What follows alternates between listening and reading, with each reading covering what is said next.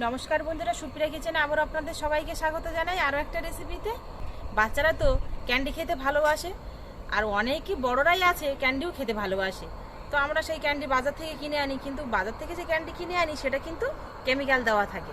তো এখন বাজারে কাঁচা আম পাওয়া যাচ্ছে প্রচুর, আর গাছেও দেখবেন কাঁচা আম হয়েছে এই সময়। তো বাড়িতে যদি খুব সহজে মাত্র দুটো উপকরণ দিয়ে ক্যান্ডি বানানো যায়, তাও আবার কাঁচা আমের, টক মিষ্টি হবে, দারুণ হবে খেতে, আর খুব কম সময়ের মধ্যে কিন্তু বানানো হয়ে যাবে। তো আপনারা পুরো ভিডিওটা স্কিপ না করে প্রথমের থেকে শেষ পর্যন্ত দেখবেন, আশা করছি আপনাদের ভালো লাগবে।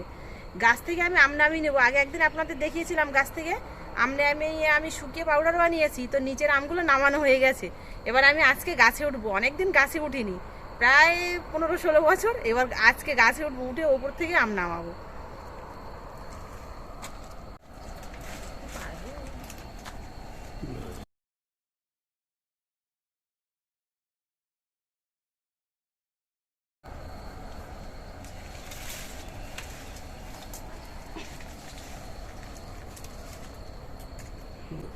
অনেকদিন পরে গাছে উঠেছি। আগে গাছে উঠে কুল নামিয়ে খেতাম, প্যারা নামিয়ে খেতাম, আম, তেঁতুল। অনেকদিন ওঠা হয় না, অনেকদিন পরে উঠেছি তো কাঁপছে এরকম করে, আর বুকের মধ্যে এরকম ধাপ হচ্ছে। ওপরে ভালোই বড় বড় আম, কারণ আমি ওই পাশটা যাই, ওই পাশে থলি আম।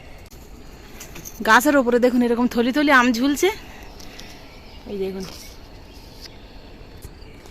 আর একটু বেশ মিডিয়াম সাইজ দেখে আম নামিয়ে নেব, যেগুলোর মধ্যে এখনো আঁটি শক্ত হয়নি, এরকম দেখে আম নামিয়ে নেব।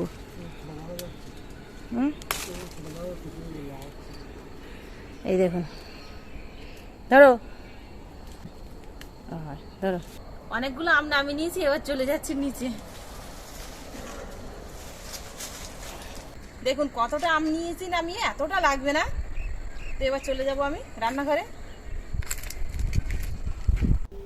আমগুলো নামিয়ে এনে ধুয়ে পরিষ্কার করে নিয়েছি। আমি দুটো আম নিয়েছি, আমার বেশি লাগবে না।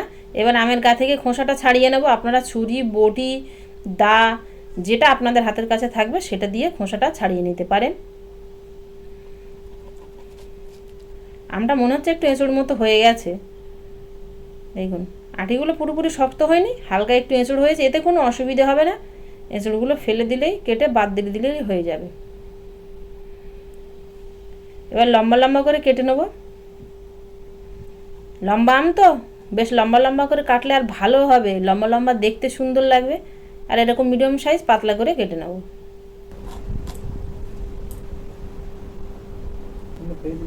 আমের যে ভেতরের এঁচড়টা একটু শক্ত হয়ে গেছে, এটা কেটে বাদ দিয়ে দেবো। আপনারা চাইলে নাও বাদ দিতে পারেন, তবে দিলে ভালো হবে। দেখুন এরকম করে কেটে বাদ দিয়ে নিয়েছি, সবগুলো একইভাবে কেটে নিয়েছি। আর বেশ আমগুলো লম্বা লম্বা ছিল, সেই জন্য কিন্তু লম্বা লম্বা হয়েছে। ক্যান্ডিগুলো খুব লম্বা লম্বা হবে, দেখতে সুন্দর লাগবে। এবার আমগুলো আর একবার ধুয়ে নেব, তার জন্য আলাদা পাত্রে নিয়ে নেব, জল দিয়ে দেবো। আমগুলো আর একবার কিন্তু ধুয়ে নিতে হবে, কারণ কাটার পরেও আম থেকে দেখবেন কষ জল বেরোয়। আর দেখুন কতটা কষ জল বেরিয়েছে। এবার সাইডে আমি একটা পরিষ্কার কাপড় নিয়েছি, কাপড়ের ওপরে আমগুলো খেলিয়ে দেবো, দিয়েও আমের থেকে জলটা কিন্তু পরিষ্কার করে মুছে নেব। আমের মধ্যে যেন জল না থাকে, তাহলে ক্যান্ডিগুলো অনেক দিন ভালো থাকবে। দেখুন এক ফোঁটাও কিন্তু জল নেই, আলাদা পাত্রে নিয়ে নিয়েছি সবগুলো। এবার এখানে 500 আম নিয়েছি আমি, এর মধ্যে 250 চিনি নেব। আপনারা চিনির পরিবর্তে গুড় বা বাতাসা নিতে পারেন, তবে একটু গুঁড়ো করে নেবেন, তাহলে খুব ভালো হবে। এবারে আমের সাথে মিশিয়ে নেব খুব ভালো করে। আমগুলো আস্তে আস্তে এরকম চিনির সাথে মেশাতে দেখবেন আস্তে আস্তে কিন্তু চিনিটা জল হতে শুরু করবে টকের সংস্পর্শে এসে। দেখুন আস্তে আস্তে এরকম জল হতে শুরু হচ্ছে। এবার এইভাবে আমি 10 মিনিট থেকে আধ ঘন্টা রেখে দেবো চাপা দিয়ে। আধ ঘন্টা মিশিয়ে রেখেছিলাম, দেখুন আধ ঘন্টা মিশিয়ে রেখেছি, তাই দেখুন চিনিটা গলে গেছে, কতটা টকের সংস্পর্শে এসে কিছুটা গলেছে আর কিছুটা এরকম গোটা গোটা আছে। এবার একটা কড়া বসিয়ে দিয়েছি আর হিটার ধরিয়ে দিয়েছি। আমগুলো কিন্তু দেখুন আগের থেকে একদম নরম হয়ে গেছে। এবার কড়ার মধ্যে দিয়ে দেবো। এর মধ্যে কিন্তু এক ফোঁটাও জল দেব না, গামলায় যেটুকু চিনি লেগেছিল সেটুকু আমি কেকে দিয়েছি।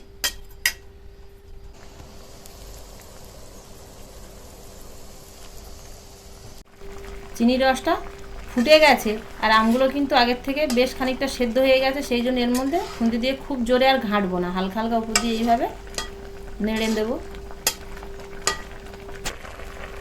5-6 মিনিট ফোটার পরে দেখবেন আস্তে আস্তে এরকম আমগুলো স্বচ্ছ হতে শুরু হচ্ছে, আগের মতো কিন্তু আর সাদা নেই।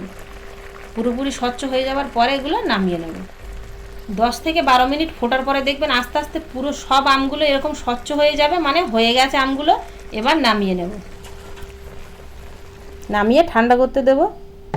এবার যে পাত্রে আমি আমগুলো রাখবো শুকানোর জন্য, সেই পাত্রে একটু সাদা তেল মাখিয়ে নেব। আমগুলো ঠান্ডা হয়ে গেছে, এবার একটা চামচের সাহায্যে আমি আমগুলো তুলে নেব। তবে আপনারা কাঁটা চামচ থাকলে তা দিয়ে তুলতে পারেন, এমনিতেই ভাঙবে না, খুব সুন্দর এরকম উঠে আসবে। এবার একটা একটা পাত্রের মধ্যে দিয়ে খেলিয়ে দেব, একটু ছাড়া ছাড়া দেবো যাতে একটার সাথে একটা না মেশে, যেহেতু মিষ্টির রসে ফোটানো হয়েছে। সবগুলো এরকমভাবে খেলিয়ে নিয়েছি, এবার রৌদ্রে শুকাতে দেবো। এই যে রসটা আছে, এই রসটা কিন্তু ফেলবো না। এটা খাওয়ার পরে আমরা যেরকম চাটনি খাই অল্প 1 চামচ করে, সেরকম কিন্তু আপনারা ভাতের সাথে খেতে পারেন। আর নইলে আচার বানালে তার মধ্যেও দিতে পারেন, আর নইলে চাটনি বানালে তার মধ্যেও কিন্তু এই চিনির রসটা আপনারা দিয়ে ব্যবহার করতে পারেন। টেস্টটাও কিন্তু দারুণ হবে, টক মিষ্টি টেস্ট না, দারুণ লাগবে কিন্তু খেতে। এটা আমের ক্যান্ডিগুলো 2-3টে রৌদ্র দিয়ে শুকিয়ে নিয়েছি। এবার দেখাচ্ছি আপনাদের কতটা সুন্দর হয়েছে আর লোভনীয় হয়েছে ক্যান্ডিগুলো। ক্যান্ডিগুলো দেখুন কতটা লোভনীয় হয়েছে। আর এতটা লোভনীয় আর সুন্দর ক্যান্ডি যদি বাড়িতে বানানো যায়, তাহলে বাচ্চারা দোকানে যাবে কেন? বাড়িতেই কিন্তু দেখবেন এরকম কেমিক্যাল মুক্ত ক্যান্ডি বাচ্চারা খুশি হয়ে খাবে। আর এই যে টক মিষ্টি ক্যান্ডিটা তো দারুণ হবে খেতে। আর ক্যান্ডিগুলো খুব ভালো মতো শুকিয়ে গেছে দেখুন, একটার গায়ে একটা কিন্তু আর লেগে যাচ্ছে না। তবে হালকা হালকা এর গায়ে একটু রস রস মতো আছে, এটা থাকবে, নইলে আবার ক্যান্ডি হবে কি করে? কারণ মিষ্টি দিয়ে বানানো, মিষ্টির রসটা তো একটু থাকবেই। এখানে আমি মিছুরির গুঁড়ো নিয়েছি, এই মিছুরির গুঁড়ো এর মধ্যে দিয়ে মিশিয়ে নেব। তবে আপনাদের কাছে সাদা মিছুরি যদি না থাকে, তাহলে আপনারা চিনির গুঁড়ো দিয়ে মিশিয়ে নিতে পারেন, তাতে কোনো অসুবিধা হবে না। আমি চিনির পরিবর্তে মিছরি দিচ্ছি, কারণ আপনারা যদি বেশি দিন সংরক্ষণ করে রাখতে চান কৌটোয় ভরে, তাহলে আপনারা চিনির পরিবর্তে মিছরি দেবেন। আম তো টক হয়, সেই জন্য চিনি দিলে কিন্তু কিছুক্ষণ পরে দেখবেন এই টকের সাথে চিনিটা মিশে গেলে আস্তে আস্তে গলে যাবে। কিন্তু এখানে যদি আপনারা সাদা মিছরি দেন, তাহলে যত সময় খুশি রাখুন না কেন আপনারা, মিছরি কিন্তু গলবে না টকের সংস্পর্শে এসে। ক্যান্ডিগুলো আগের থেকে দেখুন মিছরির গুঁড়ো দেওয়ার পরে কিন্তু আরো বেশি সুন্দর দেখতে হয়েছে। এবার আপনাদের কেটে দেখাচ্ছি যে ক্যান্ডিগুলো কতটা সুন্দর হয়েছে। উপরটা দেখুন ঠিক এরকম শুকনো, আর ভেতরটা দেখুন ঠিক এরকমই কিন্তু সফট। এই দেখুন কেটে গেল। এই অবস্থাতে কৌটোয় ভরে রেখে আপনারা অনেকদিন খেতে পারবেন।